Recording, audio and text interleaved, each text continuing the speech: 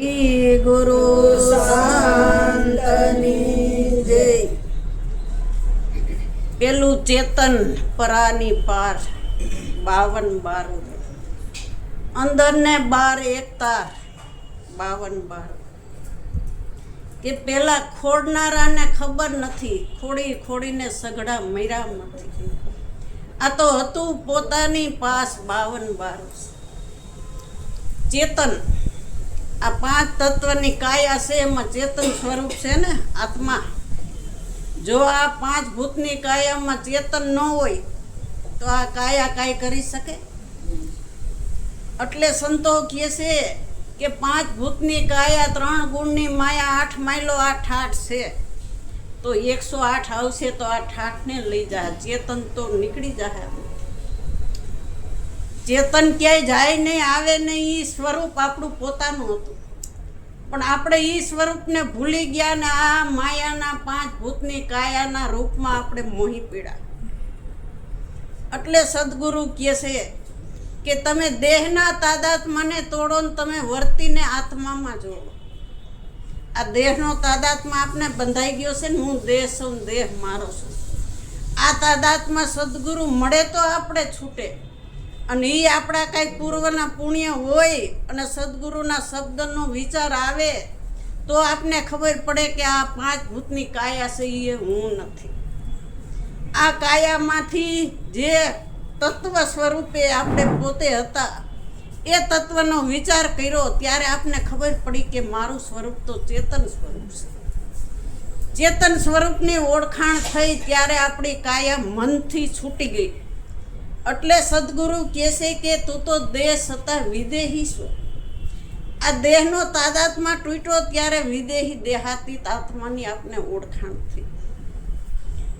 ઓળખાણ અખંડની કરજો ભાઈ, નહીતર કશું જડશે નહીં। આપને સદગુરુ મળ્યા તો ખંડ અખંડ, દ્રશ્ય અદ્રશ્ય, રૂપ અરૂપ, નામ અનામી, આ બધું બબે હતું એમાંથી એક કરી દીધું। કે એક ક્યારે થયું? કે જ્યારે આપણું જે દ્રશ્ય દેખાતું હતું એ દ્રશ્યમાંથી દ્રષ્ટિ ઉઠી ગઈ અને જે નહોતું દેખાતું ત્યાં આપણી દ્રષ્ટિ ગઈ, ત્યારે આપણે આ દ્રશ્યના ભાવ મનથી છૂટી ગયા। ઘર બાર તીરથ બધુંય કર્યું છતાં તમને તમારા ભાવમાં કાંઈ ફેર ન પડે ને બધુંય થાય છે। વ્યવહાર કરો, કર્મ કરો, પણ કેવા કર્મ કરો, કેવો વ્યવહાર કરો, શું કરવું એ બધું સદગુરુ આપને સમજણ આપીશ। આપણી પાસે કાંઈ સમજણ નહોતી, પણ સદગુરુ મળ્યા ને ત્યારે આપને લૌકિક અલૌકિક બે સમજણ આપી। બે સમજણ આપી ત્યારે આપને ખબર પડી કે અંદર બહાર શું કહેવાય। તો અંદર જોઉં તો હું એક ને બહાર જોઉં તો અનેક દેખાય છે, પણ એકનો અનેક છે ને અનેકનો એક છે, તો પછી અંદર ને બહાર એ ક્યાં કહેવાપણું છે? કે પરમાત્મા એક જ છે। એકને જાણવાથી અનેક જણાઈ જતા હોય તો આપણે અનેક મંદિરે બધે જાવું તો આપણે લઈ જવા વાળો તો એકનો એક જ છે ને। તો બધાય મંદિરમાં ભગવાન છે જુદા જુદા, તો બધાયના ભગવાનમાં બોલનારો તો એકનો એક જ છે ને। કે એ મૂર્તિમાં, એ મંદિરમાં આપણે જ બેહારેલી મૂર્તિ છે, આપણે જ બનાવેલું મંદિર છે, છતાં આપણે એની પાસે માગવા જાય છીએ તો આપણું અજ્ઞાન કેટલું હશે? તો આપણે માગવા જાય ને, નકર તો આપણે સદગુરુ મળ્યા છે તો આપણે તો ઓળખાણ કરાવી છે કે તારો બેહારો હું બેઠો છું, તું મારી પાસે માગ, હું તને શું આપું? આપણે ને આપણે ભગવાનને બેહાર્યા, આપણે ને આપણે આપણા ઘરમાં મંદિર બનાવી છે ને આપણે ગમે તે મૂર્તિને બેહારી છે, તો આપણે એ મૂર્તિ પાસે માગી તો આપણે એ શું આપવાનું છે? આપે મૂર્તિ કાંઈક આપતી હોય તો દુકાનવાળો વેચો નતા। એટલે સદગુરુ મળે તો આ પ્રગટ મૂર્તિની બલિહારી જે છે કે આ તો તમારી મૂર્તિની બલિહારી રે, તમારી મૂર્તિની બલિહારી રે, વિશ્વ દર્શન તુજ માલી દોબાણી રે, વિશ્વ દર્શન તુજ માલી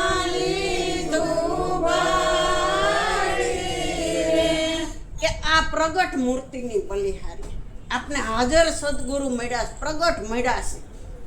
એટલે કે છે કે સદગુરુ પ્રગટ જેને મળી ગયા એને પ્રગટની ઓળખાણ કરાવી. પેલા આપણા ઘટ ભીતરમાં આપણે આપણી ઓળખાણ કરાવી, પછી બધે જ્યાં જોઈ ત્યાં તને તારા જ દર્શન થયા. ક્યારે? કે પોતે પોતાને જાણ્યા ત્યારે. જ્યાં સુધી આપણે આપને ન જાણી ત્યાં સુધી કોઈને જાણી જ ન શકે. એટલે સદગુરુ કહે છે કે તારા સિવાય કાંઈ નથી, 14 બ્રહ્માંડમાં જ્યાં જો ત્યાં તું જ છો. એસો ખેલ રચાયો મેરે દાતા, જ્યાં જોઉં ત્યાં તું તું. એસી ભૂલ દુનિયા કે અંદર સાબિત કરતોય તું તું. જો ઈનો ઈ સાબિત કરે છે ને ઈનો ઈ બધા આ ખેલ કરે છે. જે લેવા વાળો છે ઈ જ દેવા વાળો, ને દેવા વાળો છે ઈ જ લેવા વાળો છે. તો હવે બીજો ક્યાં છે ભગવાન? તો બે કેમ થાય છે? કે બે તો આપણે હજી નીચે થઈ, એટલે ગુરુ શિષ્યનો ભાવ છે હજી. કેમ કે આપને સમજણ જ નથી, એટલે ગુરુ ને શિષ્ય કહેવા પડે. સમજણ આવી જાય કે ગુરુમાં એ જ છે ને મારામાં એ છે, તો પછી બે નથી. ત્યાં સુધી બે છે. કે બધાયને ગુરુ મળ્યા ન હોય એને તો હાવ સમજણ નથી, એટલે નીચેની વાત લેવી પડે ને ઉપરની લેવી પડે. નીચેની વાતમાં તો જેને ગુરુ મળ્યા નથી એને તો ખબર જ નથી હું કોણ છું, ક્યાંથી આવ્યો અને મારા દેહ પડ્યા પછી ક્યાં જવાય. આ જેને ગુરુ મળ્યા નથી એને કોને ખબર હોય કયો? એટલે સંતો કહે છે કે વ્યવહારિકમાં વાત કરવી જોઈએ અને અલૌકિકમાંય કરવી જોઈએ. લૌકિકમાંય કરવી જોઈએ ને અલૌકિકમાંય બે વાત કરવી જોઈએ. નકર બધાયને સમજાતું નથી. બધાયને ઊંચી વાત કરી તો બધાય ગુરુમુખીના શબ્દ વીણી ન લે. એટલે સદગુરુ નીચે આવીને વાત કરે ને ઉપરની વાત કરે. કે 52 ઇન્દ્રિયોનો આ દેહ છે એ આપને ગુરુ મળ્યા એને ખબર છે કે આમાં 52 ઇન્દ્રિયોનો દેહ છે, પણ નથી મળ્યા એને 52 ઇન્દ્રિયો શું છે એ નથી ખબર. પણ મળ્યા એને કહે છે કે 52 ઇન્દ્રિયોના દેહમાંથી તમે પર થાઓ તો 53માં ઓળખાય. કે 53મો છે એ 52 ઇન્દ્રિયોથી પર છે, એટલે 52ની બહાર એને કીધું. એટલે કે છે મારા ગુરુજીની બલિહારી રે મને 53મો ઓળખાયો. એ તો ખેલે 52ની બહાર નિરાધાર નિરખાય. એને કોઈનો આધાર નથી. 53મો છે 52 સુધી બધાયને આધાર વાળું છે. આ દેહને આધાર જોઈશે કે દેહ આધાર વાળો કહેવાય, ઇન્દ્રિયો બધું આધાર વાળું કહેવાય.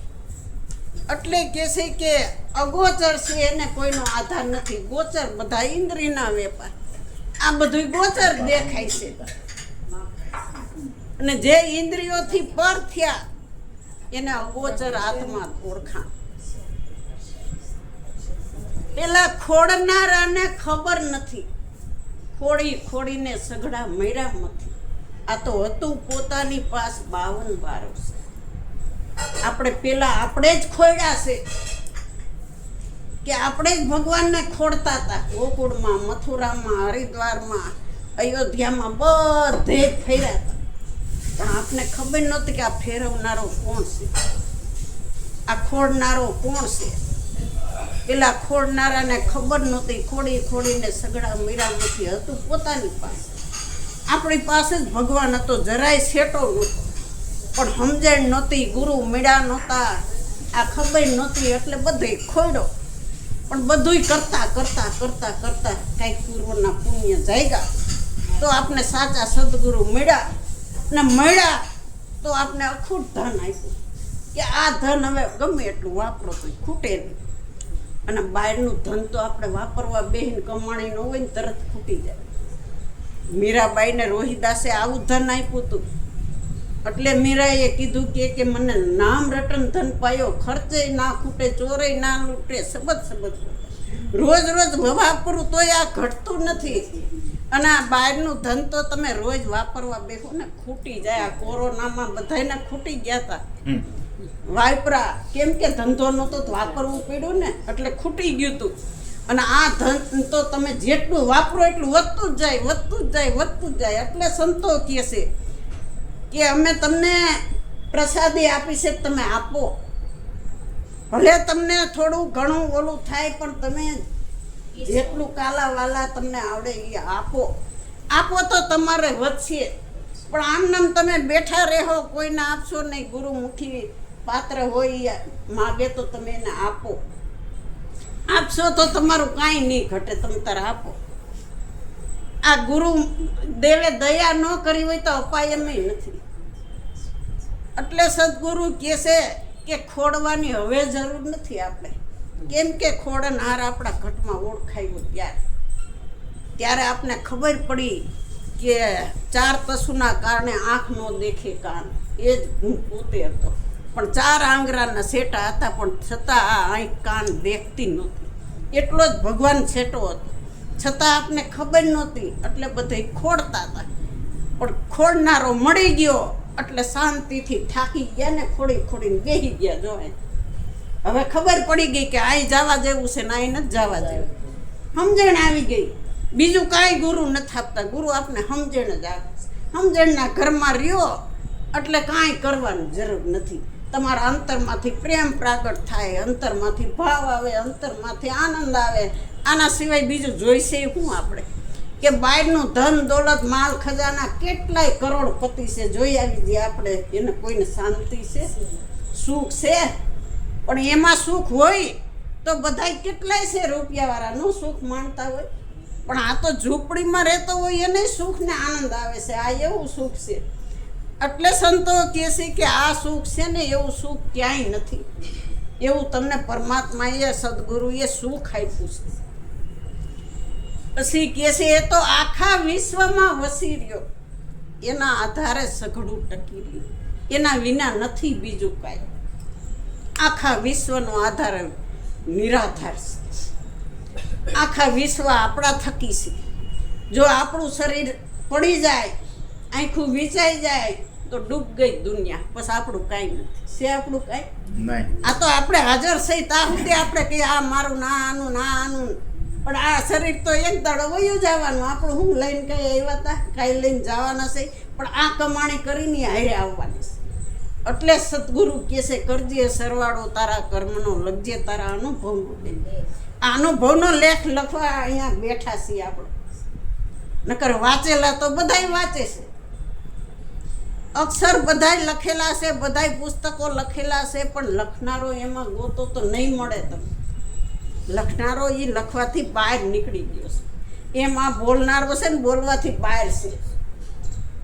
એના થકીથી બોલાય છે. પણ બોલનારો ક્યાંય બોલતો નથી. એ તો અવાચ્ય પદ છે, વાચાતીત છે, શબ્દાતીત છે, અક્ષરાતીત છે, તુર્યાતીત છે. આ નિર્વાણ પદ છે, ન્યા મૌન છે. પણ સંતો મહાપુરુષો સદગુરુ શું કહે છે કે તમે હાવ મૌન બેઠા રહો. આ મુક્ષ જીવો તમારા શરણે આવે એને સમજાય ક્યાંથી? એટલે નીચે આવે છે સંતો આપણા માટે. શબ્દ બોલીને આપને સમજાવે છે. શબ્દ બોલી જગતને સિદ્ધ કરે એના જેવો નથી બીજો. આ શબ્દ બોલીને આખા જગતને સિદ્ધ કરે છે સંતો. એના જેવો કોઈ નથી. એના જેવો કોઈ છે? એનો ક્યાંય જોટો હોય, એનો ક્યાંય ફોટો હોય? એટલે સદગુરુ કહે છે કે એની જોડ ક્યાંય નહીં જડે. સદગુરુની જોડ સખી નહીં જડે રે. ફરી વળો 14 લોક. 14 લોકમાં આપણે ફરી વળશું છતાં 2 સદગુરુ ક્યાંય હોય જ નહીં. એક જ હોય. આ દેહ 2 હોય, 2 ભાઈઓ હોય, 2 બહેનો હોય, 2 બળદ હોય. પણ સદગુરુ તો એકનો એક છે. એક જ તત્વ છે સૌ લોકમાં. બીજું માનો તો ભ્રમણા ઊભી થાય. એક જ પ્રભુ અનેક રૂપે જણાય છે. સકળ મૂર્તિમાં દર્શન એક ન કરવાના. હવે કોણ નાનું કોણ મોટું? કોઈ નહીં. કોણ હારું કોણ ખોટું? બીજા જે કરે આપણે ક્યાં રહેવાનું? આપણો વિચાર કરવાનો. અટાણે દુનિયાને, જગતને, ઘરને ક્યાંય ગયણું બંધાય એમ નથી. તમારે મોઢે બાંધી દેવું પડે. બધાને હરખી સમજણ નથી. એટલે તો થાય એમ જ નથી આમાં હરખું. એટલે સંતો કહે કે આપણે કેવા છીએ ને આપણો વિચાર કરવાનો. આપણે ખરાબ હોય ને તો આપણે બીજાને ખરાબ જોઈવાના જ છે. અને આપણો દોષ આપને બીજાનામાં લાગે છે ને તો આપણો જ દોષ હશે તો જ બીજાનામાં દોષ દેખાય. નકર દેખાય જ નહીં. કેમ કે આપણી અંદર પડ્યું છે એટલે જ બીજા એવા દેખાય તમને. આપણામાં પ્રેમ હોય તો બીજા પ્રેમી લાગવા જ જોઈએ, ભલે ની વેરી હોય તોય પ્રેમી લાગવા જોઈએ. કેમ કે તમારા અંતરસ્કરણ શુદ્ધ છે, તમને જ ખબર છે, તો તમને એ વેરી શું કામ લાગવા જોઈએ? એ ભલે ને વેરી હોય તોય ન લાગવા જોઈએ. એટલે સદગુરુ મળે તો આપણે બધું હરખું કરી દીધું છે, નાના મોટાના ભેદ બધાય કાઢી નાખ્યા. એટલે એ અભેદ દ્રષ્ટિ ખુલી ત્યાર પછી કઈ ભેદ જ નથી રહેતા. ભેદ દ્રષ્ટિ હતી ત્યાં સુધી નાના મોટું હતું. પછી કે છે કે જે જાગેલા હોય ઈ જગાડે, હાથ જાલીને ઊંઘથી ઉઠાડે, ખોલીને જોઈ લ્યો નેણ 52 કે જાગેલા હોય ઈ આપને જગાડે. હવે રાતે 2 જણા સૂતા હોય અને 5:30 ગાડી પકડવી હોય ટ્રેન, તો એક જાગતો હોય તો બીજાને જગાડે. 2 સુઈ ગયા હોય ગાડી તો વહી જાય ને, ઊભી ન રહે ને. એ તો સમયે આવી ગઈ હોય એટલે એ પછી ગાડી વહી જાય, એ ઊભી ન રહે. એટલે સદગુરુ કહે છે 2 સૂતા હોય તો એક જાગતો હોય તો જગાડે બીજાને, તો ગાડી ઉપડી ન જાય ને એનો સમય થઈ જાય એટલે પહોંચી જાય. પણ 2 ઊંઘી જાય તો ગાડી વહી જાય. એવી રીતે જે સદગુરુ જાગેલા હતા એ આપને મળ્યા છે, તો આપને જગાડ્યા.